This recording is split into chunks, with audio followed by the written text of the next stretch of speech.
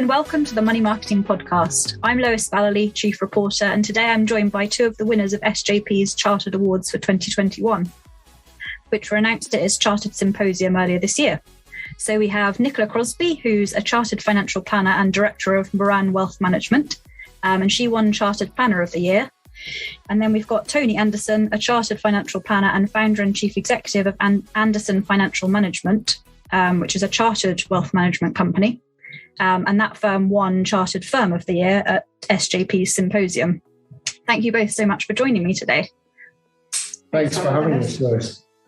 So I just wanted to start with asking each of you what it meant to win the award. So maybe let's go Nicola first. Yeah, it was a real achievement to win the award. This was my second year applying, so I'd had the crushing disappointment the year before of not winning it, but getting to the final. So really enjoyed the process, and it was an award that I wanted to win just for the, the sheer professionalism of it and just getting to that stage of your career. I was delighted. That's great. And Tony? Yeah, it was. It kind of felt a bit like validation for us as a business. We became a chartered firm in 2018, and that was kind of part of a move, a kind of an existential sort of thought process that I had about what sort of business I wanted to try and build. And then over the next kind of 4 years, we'd looked at our staff development, our recruitment, and our links and engagement with our community, and developing that. And this kind of felt like the culmination of that. And you kind of hope you're building a responsible business, and then when you get someone external coming and patting you on the shoulder to say that you're doing the right thing, it's nice. It's a nice feeling. Yeah, definitely. No, it sounds great. So yeah. I meant to say congratulations to you both before I started. So it would be really nice, I think, for our listeners to hear a bit about how you each got into the industry and how you started running your respective businesses. So maybe we'll start with Tony this time. Yeah, so I came in the kind of the tried and tested route of doing an English literature and history degree and wanting to be a sports journalist. So when that kind of didn't work out, I started off with working for TSB, and then they became Lloyds TSB. And so I did about 12 years in bank assurance.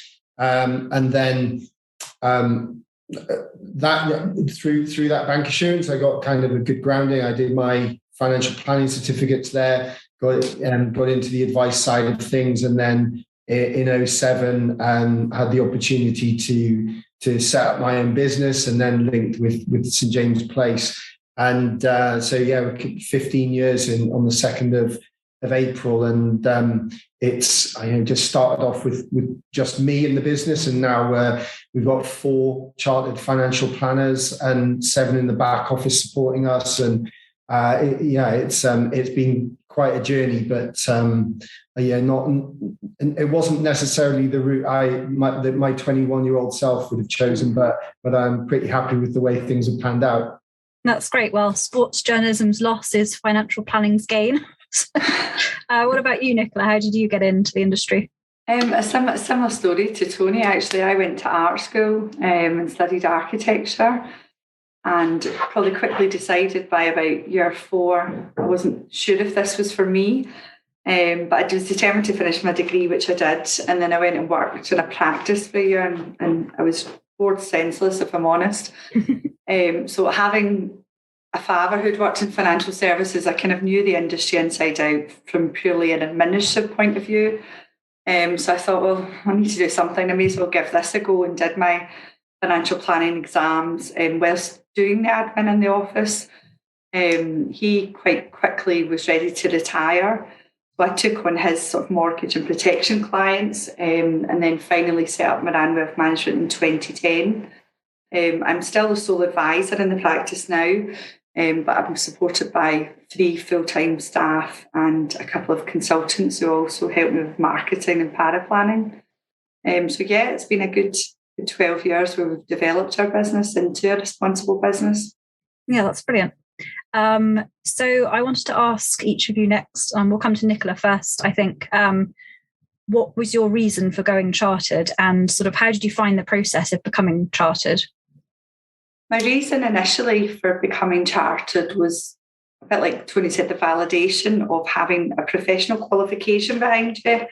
When I decided I didn't want to be an architect, I did get a lot of opinions and bad comments, and I was ruining my life, and I was going into this sales generated environment, and used to get sort of strangers telling you all financial advisors were dodgy and product. It was very product driven. It was a lot of mis-selling. There was a lot of bad reputation behind it. So I could see that side of it with my father having worked for Abbey Life. I did see that part of it. I always think it was a little bit like the Wolf of Wall Street there, and everyone was lined up with the yellow pages, just phoning anyone. So I quickly knew that wasn't the type of advisor I wanted to be. And I thought, well, nobody seems to be doing chartered, and I couldn't understand why. So I thought I may as well start and just keep going from the financial planning exams, because it felt like the right thing to do for me. And it definitely was. It totally increased my confidence. I felt like I wasn't shying away from anything. I was actively looking for complex cases or clients to deal with. And it was a long process, but I enjoyed every minute of it. And you got quite a lot of negative, even from other sort of advisors at that point, of why would you put that yourself through that if you don't need to, and not compulsory. But it definitely was the right thing for me. And I think purely from a confidence point of view, I felt like I had earned my stripes, and I was a better advisor with better client outcomes for doing it. Yeah, definitely. So I did it over quite a quick period of time, and I'd sort of just put my mind down to it. I did it in about 2 years, chartered and fellow at the same time. But I think it was 2013, I got my graduation ceremony. So since then, I think I've grown in confidence even more since I got it, and I've put it to better use and built a better client bank that's more reflective of what I want to do. That's great. I think that differentiation that you talked about, Nicola, as well, something that really resonates with me, given, I came into the industry in 1995 in the bank assurance, and it was quite a different landscape to financial advice. Was quite a different landscape then to how it is now. And, what you said about learning about the type of advisor you didn't want to be, I saw a lot of examples surrounded by examples of poor advice, poor practice, not putting the client at the center of everything you do. And it's, and that need to remove myself from that that being tarred with that, that sort of brush was, it's definitely resonated with me now. Definitely. And Tony, I know obviously your firm is also chartered as a whole. What was the process of sort of getting chartered for a whole company? How did that differ from just an individual chartered qualification?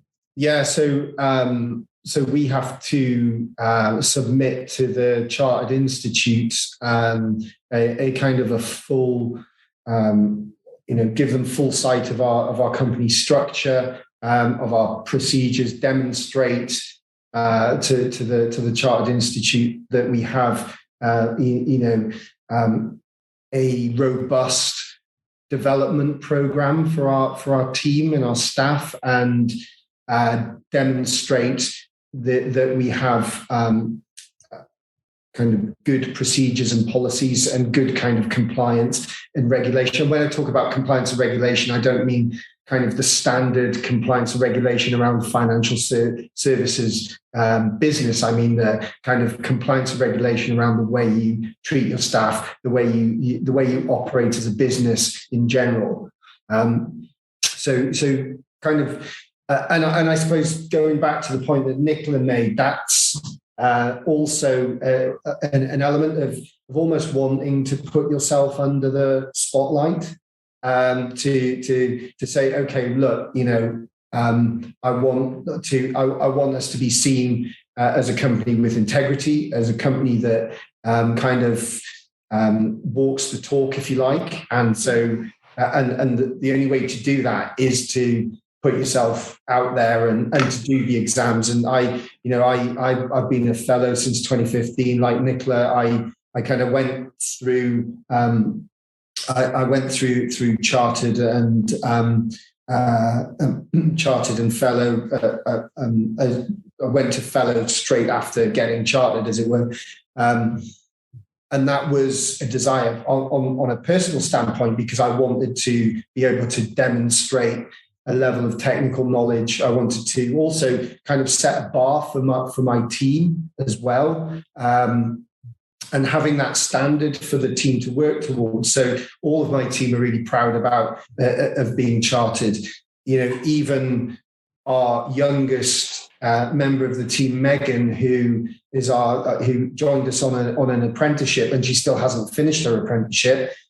She only joined us 9-10 months ago. She's already logged to start doing RO1. So that professional development is really at the core of what we're trying to offer our team. And chartered really sits at the at the top of that. Yeah, exactly. Yeah, definitely. I think there's been quite a lot of focus recently, not just in this sector, actually, on sort of responsible business and customers and clients wanting to do business with responsible businesses. So it sounds like it kind of fits into that. Yeah, it is. I think it's responsible business, and also word that I'm really kind of interested in culture. They're really easy to say, but to not only say you're being a business like that, but actually demonstrate it, and like I say, walk the talk. It's harder to do that, and I think that again, when you put yourself forward for the chartered label and get that scrutiny, then you kind of put your head above the parapet, but rightly so, because if we're saying we're a responsible business, I want us to be able to demonstrate that and talk about it as well. Yeah, definitely. I think I always thought it's been an example for our younger advisors, isn't it? Something to aim towards, to show that you can work your way through the ranks and you don't have to do things for the wrong reasons. You can do it for the right reasons and still make money out of it as well. Yeah, exactly. And a lot of our recruitment's been focused on identifying young, keen individuals and giving them a platform to get into financial services, into a profession that has been really good for me. And actually using the word profession instead of industry, I almost kind of think that pre-RDR we were an industry, and then once we kind of brought in a kind of a higher level of requirement for technical knowledge, higher skill levels, we kind of became a profession then. And whilst some people might say it's semantics, I think there's a real differentiator in those two words. A little bit like when I was working in bank assurance, I had customers. Now I have clients. And I was just think, well, a customer is just someone that you sell a product to, and that's the start and end of the relationship. The client is someone that you have a long-standing relationship with, and you work together. So that's the English literature degree coming out. Yeah, but it's a subtle difference in the way that we approach it, isn't it? So it sets out your stall a bit more. Yeah, definitely. Exactly. Cool. So speaking of clients, good bridge into, I did want to speak to you both about, both the advice gap and the advisor gap, actually. I wanted to get your thoughts on sort of why it's still there. It's obviously something that's talked about a lot in the profession, and sort of what you think can be done to fill it. I think there's an issue on both subjects, as you say. I think people don't really understand the true value of advice. So as advisors, we have a responsibility to demonstrate the true value of advice and how it can actually change people's lives. And again, when Tony said about the shift from products to the person. I think that's a major thing, because I always sort of position it, this is not just about your money, it's about your goals and ambitions in your life, and how can we achieve that for you.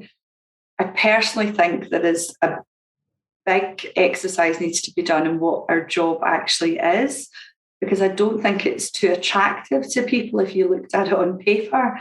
But if you explained it was about building relationship, it was about changing lives, it's less about figures, because I think we fall into, are we an accountant then?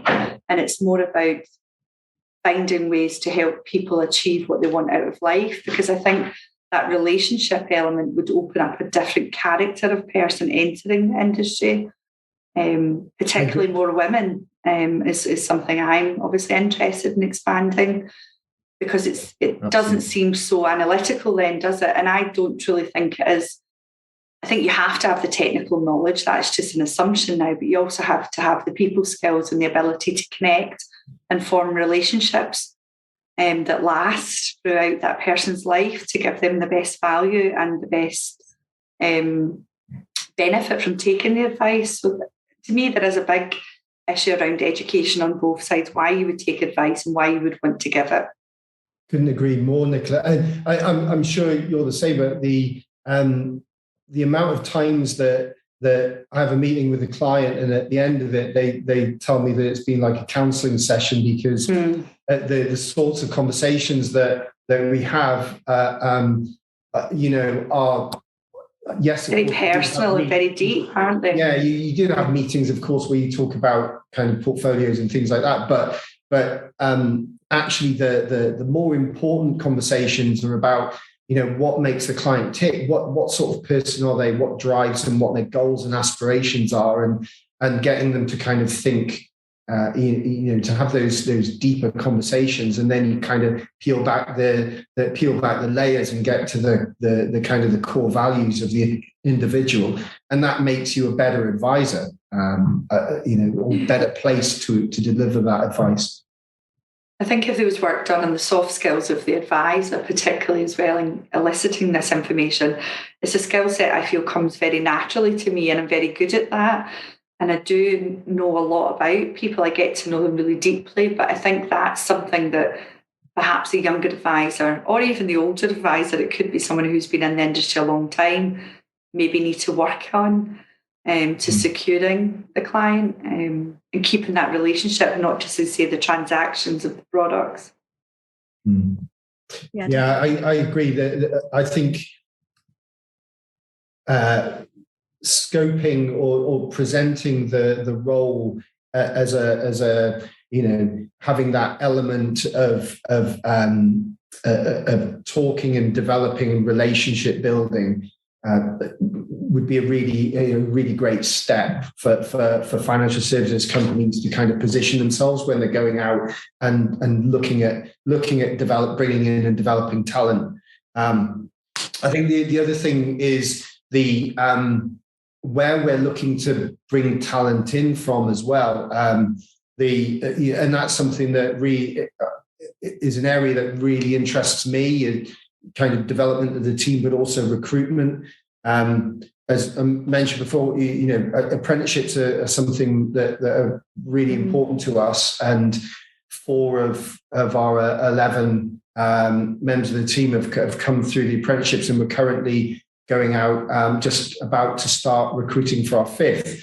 And I think you need to kind of keep holding yourself to account over the way that you approach your recruitment process. So one thing that I really noticed and felt, so we work with a great local college for our apprenticeships, but I felt like we could be doing more. Bristol's a really multicultural community, and I didn't feel like the candidates that we were seeing were an appropriate cross-section of the community that we live in.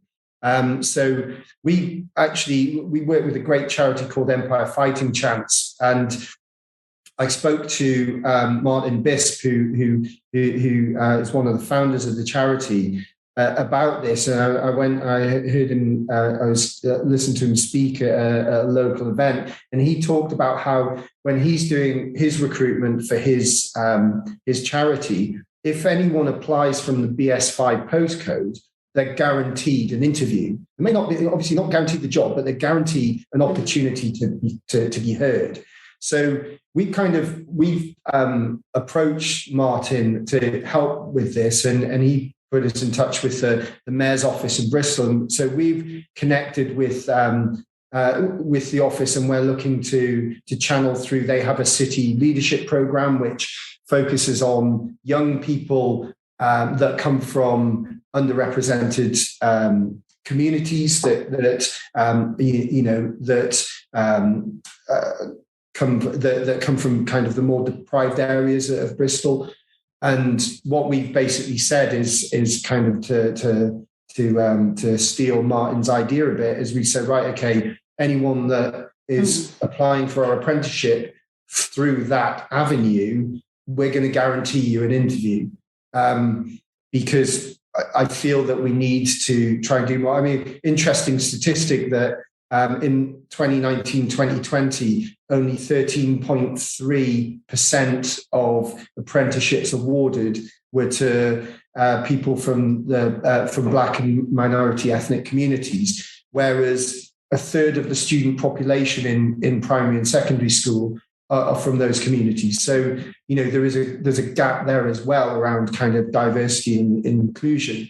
And we need to make sure, because there's talent out there. There's huge amounts of talent that are untapped, that maybe see our profession as something that's closed off, that maybe it's too male, or it's too white, or it's too middle class. And, we need to break that down, because that also then leads into the advice gap, because, it's not just white middle-aged men that need financial advice. And, and it's something that I'm kind of really passionate about, and I want my business to kind of reflect that, reflect our community. I think that's a great point, because I did the topic of female advisors for my dissertation, for my master's, but that did lead into there is just a lack of diversity, full stop, in every sector. There still is a predominantly male, white career, isn't it? So I think until we have a diversely split advisor population, people will be less reluctant to take advice because they don't relate to it. And I think I certainly have more women open up very, very quickly to another woman, just using it as one part of the society. What you sometimes realise is the female is the one making the decision in the relationship. So by including them in the conversation, where it is the male director of the company, I sometimes feel that possibly my male counterparts miss the point there, that actually the woman at home is the one that's the decision maker. So if you include her in the discussions, you're more likely to have more success in building the plans in the business, not just focusing on that person as the business director, focus on them as the family man as well. But I think the issue with diversity. The other thing I think is there's not a great career path from school. Tony said the same thing. He kind of fell into it. People tend to fall into this as a career rather than seek it out as a career. But I personally think there's a lot to be done with school-age children, so they understand that this is something that they could go into. But having gone to careers guidance nights with my oldest son, they don't talk about our career at all. They don't. I was going to say, do they still not? Because when I was at school, I didn't hear anything about financial advice. Yeah, likewise, and I think this kind of links around really nicely to the chartered label, because I remember when I went to my careers evenings in it would have been around 1990, 91. It was law firms, accountancy firms, chartered accountancy firms, and chartered surveyors, things like that. These were the kind of the good professional services careers. No financial. 2 years ago with my son, it was the same. It was teachers, lawyers, accountants, doctors. There wasn't really anything spoke about the bridge between you can be good at numbers and relationships. It doesn't have to be one or the other. So I think having something even for people who don't want to go to university to work through, because I found I had a great grounding in the job because I have done the admin role, I have moved up and done a management role, a mortgage advisor role, then the advisor role, that I do feel I kind of understand the industry inside out. So hearing you talk about taking kids on at a young age, to me, I think that's great because I think they'll be better advisors long term.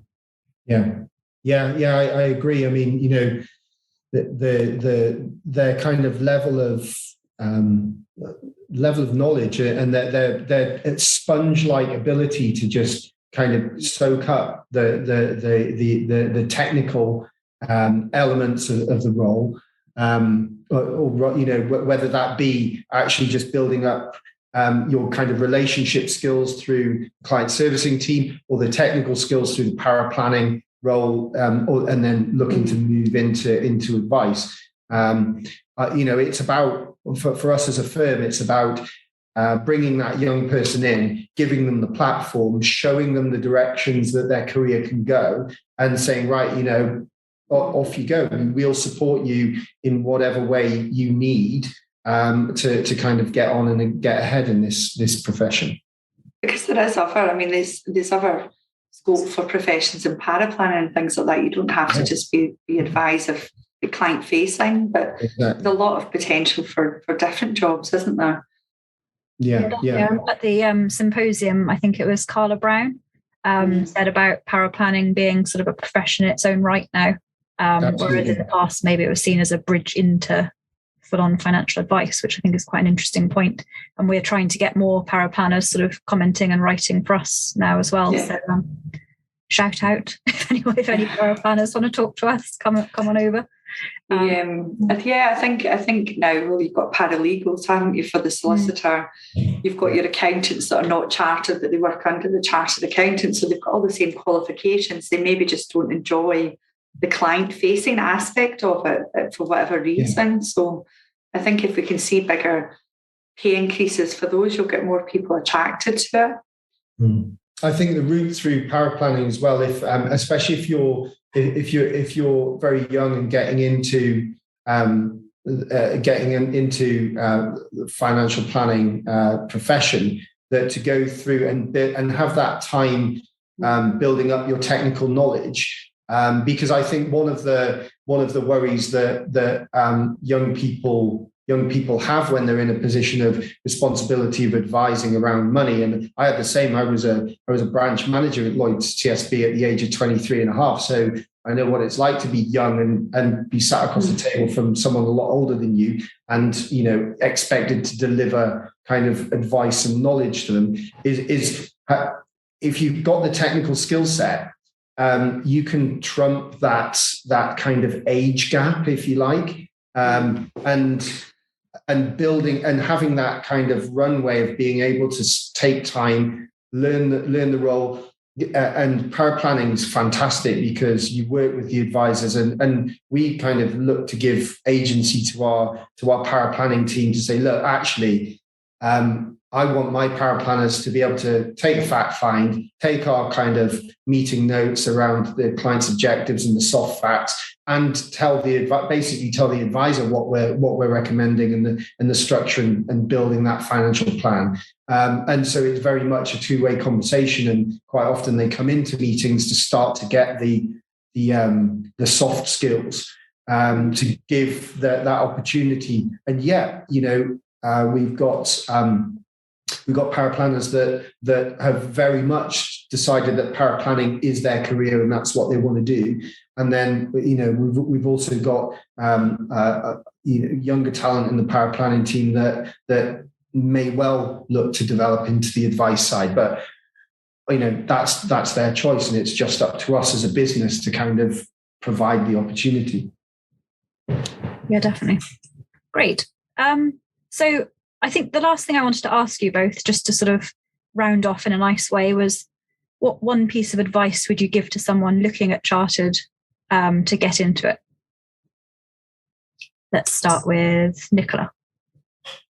I think just personally do it and keep going and get it done as quickly as possible. I think if you stop and you start and you think about it too much, you put it off or you find it overpowering. It's taking it in bite-sized chunks. And if you fail one, you fail one. It's not the end of the world. You can get back on it. I just think pick the thing that interests you most about it. If you're doing it, I don't know, people can do it in different ways. I did it through the CII and the PFS.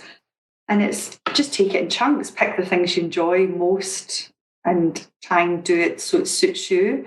If there's something that you're really interested in, pick that and just do it. And just don't stop and not do it, because you will differentiate yourself still. There's so many people still not doing it. But I think the confidence I got from it, and speaking to clients for this competition, I asked, what do you think it makes me as an advisor? Are you impressed by it? And he said, yeah, of course they were impressed by it, but it was more about the confidence I had in explaining things, the detail I could go into if they wanted me to. They were quite assured that if I didn't know the answers, knew where to find the answers. And I do think it's helped my style, because I think you can't know the answers to everything, but you do know the red flags, or you know something that you need to look into more. You've got much more rounded knowledge. So it definitely does offer you better financial success long term for doing the right thing. And I just find that the cases that you work on, because of your enhanced knowledge, are much more interesting as well. So it makes for me anyway, it makes for a more enjoyable job as well. And I think it's not something they can ever take off you. So once you've got it, haven't you? You've just got to keep on with your CPD every year. But certainly, I'm very much a person who likes to continuously learn. I appreciate everyone is not the same as me.